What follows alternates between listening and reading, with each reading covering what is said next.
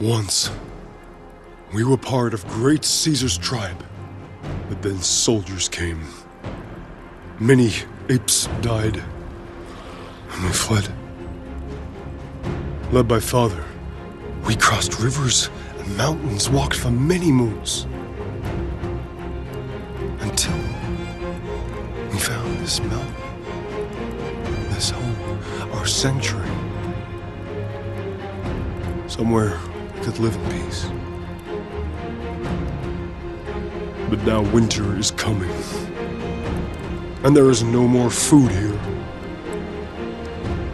Apes are starving.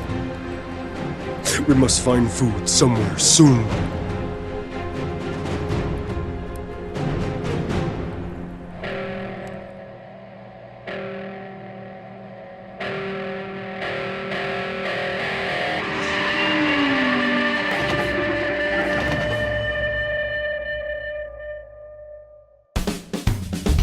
Everybody, and welcome back to Ape Nation, your number one source for all things Planet of the Apes on YouTube. My name is Josh, and today I am giving my review of the 2017 video game Planet of the Apes: Last Frontier. If you like what I do and want to show your support, be sure to hit the like button on this video, subscribe to the channel, and hit that notification bell so that you can stay up to date on all things apes. Before we get started, let's first take a little bit of a deep dive into the game's development history. All the way back in October of 2016, the existence of a Planet of the Apes video game was first revealed by Caesar actor Andy Serkis, who unveiled that the game would accompany the release of War for the Planet of the Apes the following year. The game was developed by Imaginati Studios, who, after acquiring the Planet of the Apes video game rights from 20th Century Fox, partnered with Andy Serkis's motion capture studio, the Imaginarium, to bring the game to life. The game was heavily influenced by Quantic Dream's Heavy Rain, the critically acclaimed choice-based game that was released in 2010. The game was developed to be playable as both a single-player experience as well as a multiplayer experience, with up to 4 players able to collectively vote on the choices you make while playing the game. In a 2017 interview with GamesBeat, the then CEO of Imaginati Studios, Martin Altimes, was asked if there had been discussions during the game's development about whether or not to make a more traditional action game instead of the choice-based drama-heavy game that they ultimately made, and this is what he had to say. Fox and ourselves agreed that we didn't want to do a movie tie-in. We wanted to do a universe game. Apart from the fact that it gives us creative freedom, these games are based on decisions that can have real consequences. We had to allow our characters to live or die. That's why we wanted to do it. We were able to go to Fox and say, if you look at the success of Walking Dead that Telltale had, if you went to any other publisher with that license, it would have been a first-person shooter. Activision released a shooter. I don't think anyone remembers it. Everyone remembers the adventure game. Telltale has legitimized that you can take a license and not default to a shooter, a fighting game. You can do things that are much more sympathetic to the source material. It was not until August of 2017, following the release of War for the Planet of the Apes, that the game was officially announced and the first trailer was released, with the official title being revealed as Last Frontier.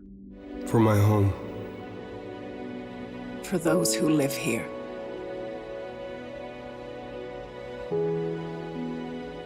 For my family. These are dangerous times.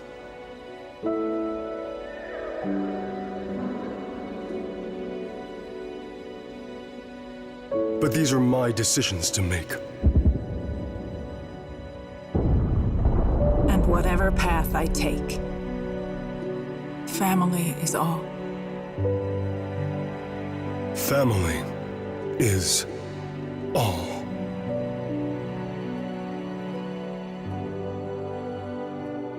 Planet of the Apes: Last Frontier was then released on PlayStation 4 on November 21st, 2017, and ultimately received mixed reviews. The game was later released on both Xbox One and PC on August 24th, 2018. As for my experience with Planet of the Apes: Last Frontier, I will admit up front now, I used to be a pretty big gamer. I used to love video games. I used to play them all the time. I was obsessed with games, especially in the PlayStation 2 era, if that gives you any indication of how old I am and what what generation I'm from, but rarely nowadays do I really play anything. I think the last game I actually played from beginning to end was The Last of Us Part 2, and as much as I loved that game, that was 5 years ago. I don't think I've actually sat down and played a full new game since then. So to put it lightly, gaming isn't exactly my forte nowadays. That being said, back when this game first came out, I did play it and I did really enjoy it. I thought the story and characters were solid, and though it paled in comparison to War for the Planet of the Apes, which was still fresh in my mind, I overall had a good time. It also got me hopeful that we would see more Planet of the Apes games in the future, but sadly nothing ever got made beyond the VR game, which I still have never played to this day. And ultimately, while I did enjoy this game back when I first played it, I didn't ever play it again until just a few weeks ago, 8 years later, for my full video game walkthrough here on Ape Nation, which is now available in 4 separate parts that you can now watch for yourselves here on the channel. And just so you are all aware, this review will contain some spoilers, not anything super in-depth, but I will be spoiling a handful of elements from the game, including its 4 different endings, which I will talk about later in this review. So if you haven't played the game and you really want to, I would say skip ahead to my overall thoughts at the end of this review, listen to what I have to say, and if it sounds like something you want to play, go ahead and play it, and if not, you can go ahead and just watch this review all the way through. Overall, I think if you're a Planet of the Apes fan that likes this type of game, it's a good time that's worth playing, and now I'm going to get into why. 1 year after the events of Dawn of the Planet of the Apes, a breakaway faction of Caesar's apes have taken refuge in the Rocky Mountains from the chaotic and still ongoing ape vs. human war. They soon find themselves forced to descend into a human-owned valley as winter approaches and food is running low, inevitably crossing paths with humans once again, who are dealing with growing tensions among their own kind as the ape-human conflict quickly ignites. Starting things off with the characters, we have our main ape protagonist, Bryn. Bryn is a character who I think is overall likable enough as a protagonist, and he serves his purpose well as the ultimate anchor of this story, at least on the ape side of things. I will say he does have a similar arc to Caesar and Dawn, and it's not quite as fresh or as compelling as it is for Caesar, of course, but still, it is still fairly well done, and exploring his desire to protect his brothers Juno and Tola, as well as his tribe, and also honoring his father, while still opening himself up to trusting humans, is part of what makes the choice-based style of this game work, specifically in regards to his character. That being said, I do think overall Bryn is somewhat of a forgettable character, and he's a little too one-note for my taste, specifically compared to some of the franchise's other lead apes that we've gotten over the years, such as Caesar, both Andy Serkis and Roddy McDowall's version, or Noah from Kingdom of the Planet of the Apes. Next up, we have the character of Tola, essentially the main villain on the ape side of things, and Tola overall is basically just a more hard-headed, less complex version of Koba. He hates humans, he wants to take them out, and pretty much he's completely dislikable from the start. I do think that him being the older brother of Bryn and Juno, who I will talk about in just a little bit, does give him an interesting villain dynamic that we haven't quite seen before, but in all honesty, he's a pretty underwritten character that just comes off as a generic angry bad guy who wants to kill the humans, and there really isn't all that much more to him. And then you have Clarence, the orangutan in this story, and to me, Clarence is easily the highlight of the game in terms of characters, both humans and apes. He's incredibly lovable from the start of the game all the way until his final moments, and he offers a much needed sense of wisdom and a voice of reason for other characters in the story, specifically Bryn, who I think he has a great relationship with, and all of the moments between the two are really, really great. As for some of the other ape characters, you have Juno, the youngest brother of Bryn and Tola, who I think is a sweet but a little too pathetic of a character, and I would have liked to see him get more agency and more of an actual arc. You also have Brutus, who is Tola's kind of right-hand gorilla, and while he is pretty menacing at times, he's nothing more than a one-note side villain that you only remember as the big scary gorilla who runs after people. Then you have Khan, the father of the 3 ape brothers, who I think is actually a pretty fascinating and strong leader and father figure character. The main issue I have with him is that he's only in the first chapter or 2 of the game and doesn't really get enough screen time for him to have much of a lasting impression. And then finally you get to Owaka, who I think is actually one of the game's stronger elements in terms of ape characters, and I think she's actually probably the best female ape character that we've gotten in the entire franchise since Zira. What I really liked about her is seeing her come into her own as a character and gain confidence as the story progressed. I just just wish she had a bit more to do and be more than just someone for Bryn to confide in, which is essentially what her entire role is made up of throughout the entire story. Then turning things over to the human side of things, we have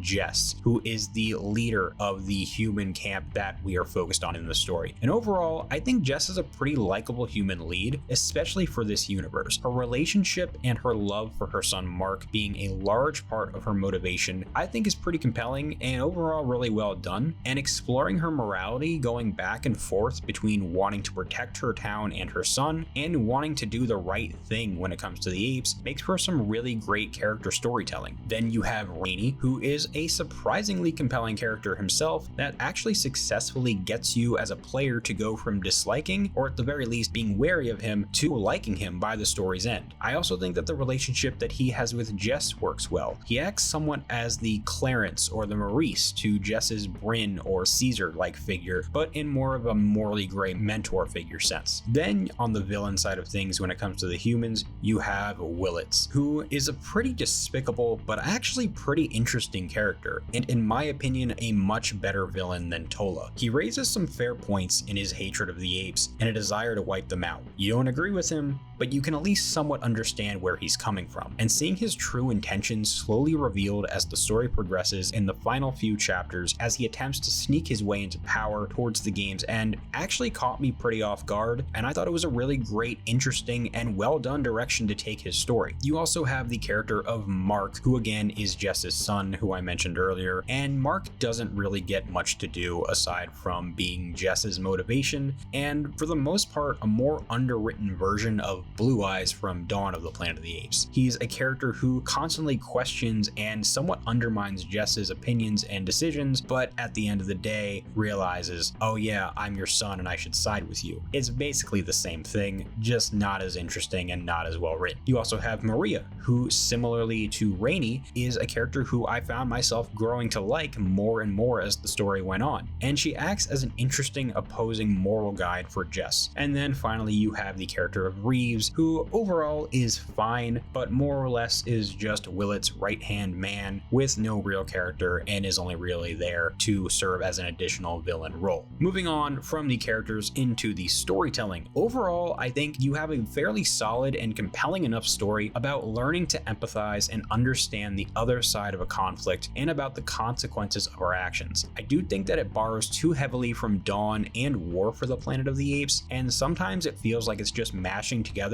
the best elements of both of those films, but it does maintain just enough originality to keep it from feeling too derivative of the movies, most notably in its final two chapters, especially with the human characters and where they take them. One thing I think it actually does better than any of the movies, which is not something I expected, is including a compelling human story, even more so than Dawn, which I did think did a pretty good job with its human characters, or at least its main human character, and overall did the best job in any of the modern films with its human story. I think this game actually does an overall better job with its human characters and making you care and making you actually want to see them on screen. Something that is worth noting is that the game has 4 different endings, and all 4 of these different endings are based on what choices you make throughout the game, specifically during the final few chapters. When I played the game, I got what is essentially the good ending, aka the one in which both the humans and apes achieve peace and all villains are defeated. The other 3 endings, which I did not get but I have watched online and I am curious to see how I could get to those endings if I ever replay the game, are as follows. You have one ending that includes the bad humans, aka Willits and Reeves, winning and the apes ultimately just running away. Then you have an ending in which Jess sacrifices herself to defeat Willits and the apes defeat his army. And then you have an ending that consists of the apes abandoning any attempt at peace and going to war with the humans, leaving Bryn dead by the story's end. For me personally, I think that the ending I got, aka the peaceful ending, is what I would consider probably the best of the bunch. That being said, I do think that the ending with Jess's sacrifice is actually pretty successful in its own right, and I'm curious as to how you would get that ending. So maybe when I go back and play this game again, I might try to get that ending. But as it stands, I like the ending that I got. Then when it comes to the gameplay in Last Frontier, I think that it works for the kind of game and game story that it is, which is heavy on drama. This game is not for people who dismiss or look down on games that feel like an interactive movie. I know a lot of gamers like to throw that word around like it's a bad bad thing? I don't think it's a bad thing at all. It just might not be your type of game, which is totally okay. The choice-based narrative makes for a handful of really challenging decisions that have to be made, and it's fun to actually think about and ultimately make those choices. I will say that sometimes it feels like the choices you make don't really matter, especially in the first 2 or 3 chapters, but it's in chapters 4 and 5 where things start feeling much more consequential. As much as I do love the choice-based narrative, and I love that that is heavily what the game focuses on in terms of gameplay,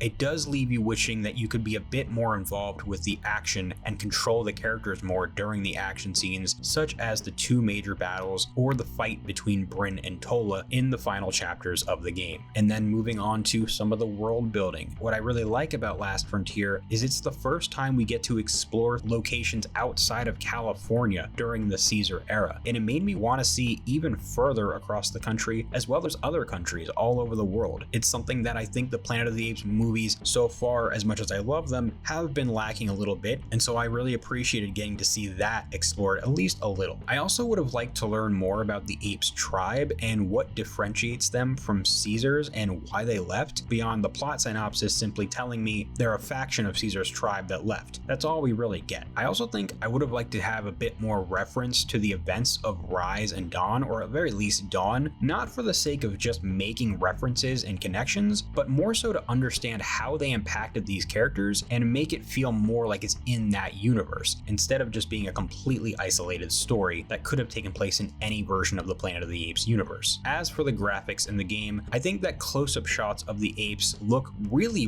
excellent even for a nearly 10-year-old game. And overall, the graphics are fairly decent for the type of game it is, and even for 2017 standards. That being said, it does look a bit stiff with a handful of dead-eye moments in characters at times, and the slower, more dialogue-heavy cutscenes look great, but the action scenes look a little bit less so and a bit less fluid. As for the music, I think there's a really strong main theme that tonally fits the darker and drama-heavy story, and I think Stephen Coulthard does really well with creating something new that feels like it's part of the Planet of the Apes universe and like it fits in with what Giacchino did previously with Dawn of the Planet of the Apes and War for the Planet of the Apes. That said, I think the music overall, outside of the main theme, is pretty generic, and it gets a bit too repetitive for me, and it rarely elevates the emotional moments the way that Patrick Doyle or Michael Giacchino or even John Paisano's music for the modern movies do. It's not terrible, it's not bad by any means, I just found it a bit too generic and a bit forgettable, and it just pales in comparison to what I expect when we get musical scores for Planet of the Apes. And then in regards to the themes that Planet of the Apes Last Frontier is exploring, there isn't quite as much of a focus on social commentary in this story as there are in the original 5 films or even the 4 modern movies, which have all been a bit more subtle with their approach, but it does explore the themes of navigating hard moral choices while trying to survive and protect your own in an apocalyptic world, as well as having empathy for what we see as the other. It also hits on the consequences of greed and craving power when it comes to a character like Willits or Tola, and the impact, importance, and consequences of the choices that we make, whether big or small, just by nature of the game, is also a pretty big theme that gets explored. Overall, Planet of the Apes Last Frontier tells a solid Planet of the Apes story that makes me want to see other standalone stories set in different pockets of the reboot universe, and I would love to play it again, possibly with others, and see how the story changes when making different choices. There are aspects of the gameplay that I wish were changed up a bit to get you more involved, and I wish that the storytelling overall was a little bit more creative. And if this type of game isn't something you enjoy playing, and you aren't someone who finds yourself wanting to play a quote-unquote interactive movie, this one most likely isn't going to win you over. That being said, I do think that overall this is an enjoyable game for Planet of the Apes fans if you are okay with that more interactive movie experience, which I personally really like. It's a fun game, it's worth your time, and overall I would definitely recommend it if you are a Planet of the Apes fan. But I want to know what you guys think of this game. Did you play it when it first came out, or have you played it more recently? And what ending did you get when you did? Did you enjoy it like me, or are you not as into the choice-based style and couldn't get into it? I want to hear all of your thoughts down in the comments below. Something I've also been considering doing is taking my gameplay footage that you can now check out in my walkthrough here on the channel and editing it down into a 3 or 3.5 hour long movie. I'm not talking about just mashing all of the cutscenes into one video like most other people on YouTube do, but I mean actually taking the time to edit out all of the the text choice prompts and the waiting times, taking out the captions outside of the sign language moments, maybe even adding in the 20th Century Fox intro, and turning my version of the story based on my choices into a legit cinematic experience for all of you to watch. If that's something that you guys would be interested in, you can let me know that down in the comments below as well. But until then, thank you so much for checking out today's video here on Ape Nation.